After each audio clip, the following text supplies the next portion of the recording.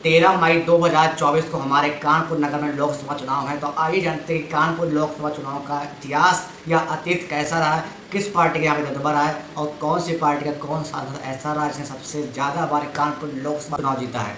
तो कानपुर लोकसभा चुनाव का पहली बार लोकसभा चुनाव हुए थे 1952 में और यहाँ पे हरिहर नाथ शास्त्री जी पहली बार के लिए चुने गए थे कानपुर नगर लोकसभा सीट से। हरिहर नाथ शास्त्री जी के बाद कानपुर लोकसभा से शिव नारायण टंडन एंड इसके बाद 1954 से 1957 तक राजा राम शास्त्री कानपुर लोकसभा सीट से सांसद रहे। इसके बाद नंबर आता है उस नेता का जो कि एक बार लोकसभा सीट से चुनाव जीत गया एंड इसके बाद हटने का नाम ही नहीं लिया था। हम सब यदि मजाक के तौर पे कहें तो हम बात कर रहे हैं 1957 के चुनाव के बाद जो मजदूर नेता थे SM बनर्जी, ये 4 बार लगातार कानपुर लोकसभा सीट से सांसद रहे हैं। इसके बाद टाइम आता है 1977 का। 1977 के चुनाव में जनता पार्टी के मनोहर लाल कानपुर लोकसभा चुनाव से सांसद चुने गए और 1980 में कांग्रेस पार्टी से आरिफ मोहम्मद कानपुर के सांसद चुने गए और ये कानपुर लोकसभा सीट के पहले और आखिरी मुस्लिम सांसद थे। इंदिरा गांधी की मौत के बाद 1980 में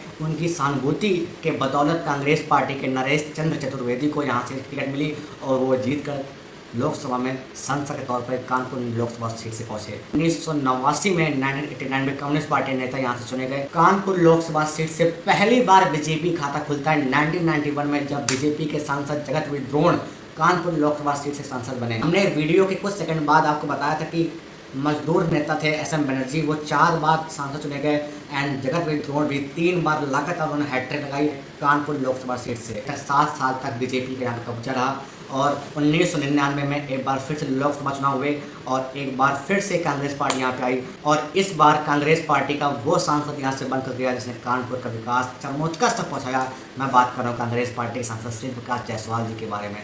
दोस्तों, आज आप कानपुर का जितना भी विकास देख रहे हो उसका बेस उन्होंने तैयार किया श्री प्रकाश जायसवाल जी ने। 2014 में बीजेपी की बम्पर जीत में कानपुर लोकसभा सीट से मुरली मनोहर जोशी सांसद बनते हैं।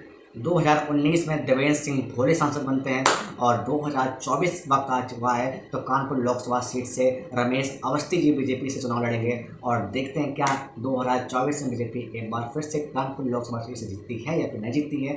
ये था दोस्तों कानपुर लोकसभा सीट का अतीत और उम्मीद है कि आपको काफ़ी ज़्यादा वीडियो पसंद आया होगा। यदि हम मोटा मोटा अंदाजा लगाएं तो SM बनर्जी 4 बार सांसद चुने गए हैं और जगतवीर द्रोण और श्री प्रकाश जायसवाल 3 बार सांसद चुने गए हैं कानपुर लोकसभा सीट से। आरिफ मोहम्मद जो कि केरल के राज्यपाल भी रह चुके हैं, वो कानपुर लोकसभा सीट से पहले और आखिरी मुस्लिम सांसद थे।